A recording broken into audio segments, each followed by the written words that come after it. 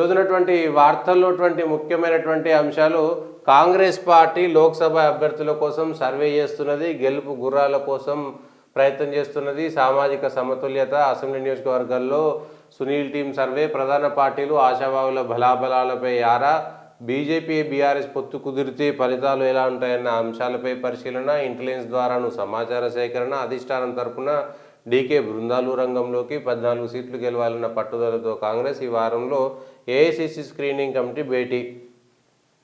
భారతదేశంలో కాంగ్రెస్ పార్టీ రాహుల్ గాంధీ నేతృత్వంలో అధికారంలోకి రాదు అనేటువంటిది ఇప్పుడున్నటువంటి సమాచారం.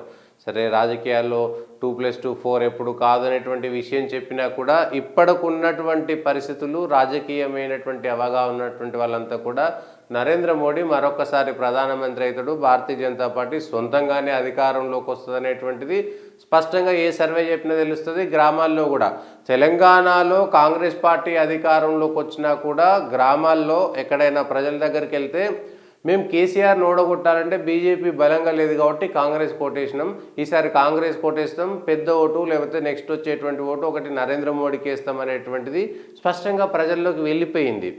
అది తెలంగాణ లాంటి రాష్ట్రంలో. ఇంకా ఉత్తర భారతదేశానికి సంబంధించిన దాంట్లో అయితే ఇంకా అద్భుతంగా బీజేపీకి సంబంధించినటువంటి గాలిని ఎవరు తట్టుకోలేనటువంటి సిచ్యువేషన్లో ఉన్నది.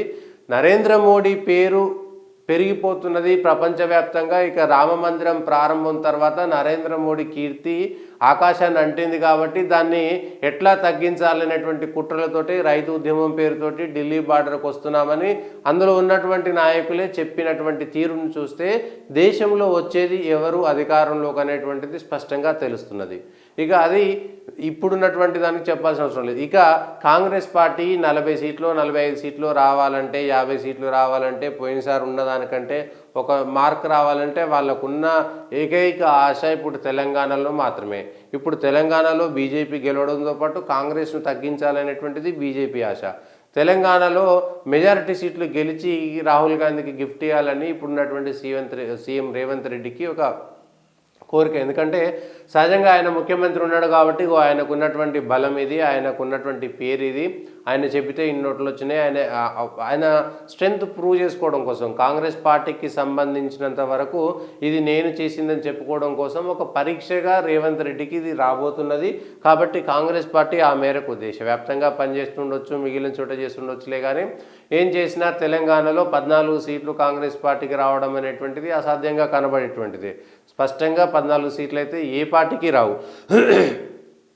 బీఆర్ఎస్ఏ పోయినసారి అధికారంలో ఉన్నప్పుడు సారు కారు 16 అనేటువంటి నినాదము బోల్తా పడింది, కారు రిపేర్ అయింది, బేకార్ అయిపోయినటువంటి పరిస్థితి చూసినాం. కాబట్టి ఇప్పుడున్నటువంటి స్థితిలో కూడా రేవంత్ రెడ్డి సర్కార్లో కూడా కాంగ్రెస్ పార్టీ వచ్చినా కూడా కాంగ్రెసు 14 స్థానాలు తీసుకోవడం అనేటువంటిది అసాధ్యం. మీకు నల్గొండలో, ఖమ్మంలో, మహబూబాద్లో బలంగా కనబడుతుండొచ్చు, వరంగల్లో బలంగా కనబడుతుండొచ్చు, కానీ చాప కింద నీరులాగా 2019లోనే చూసాం మనం.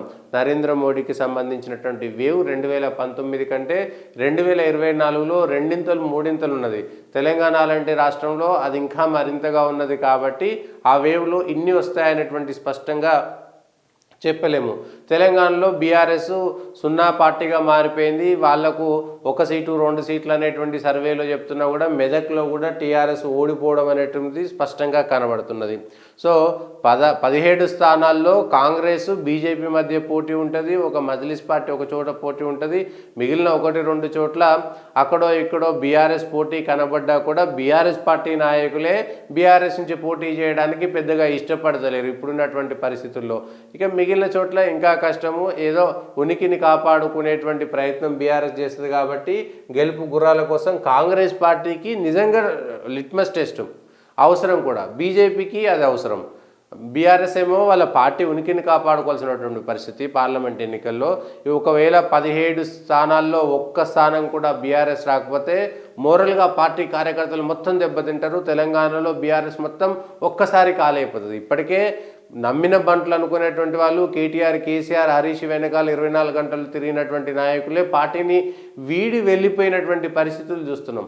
కాబట్టి మిగిలిన వాళ్ళు అవసరం కోసం బీఆర్ఎస్లో చేరినటువంటి వాళ్ళు మళ్ళీ అవసరం కోసం కాంగ్రెస్లోకి వెళ్ళిపోవడం అనేటువంటిది చాలా ఈజీ.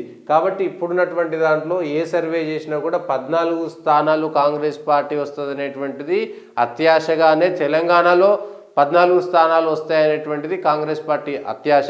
ఈ మజ్లిస్ స్థానం ఒకటి వదిలేస్తే 16 స్థానాల్లో ఒక 8 స్థానాల్లో గట్టి పోటీ నువ్వా నేను అన్నట్టుంటాయి.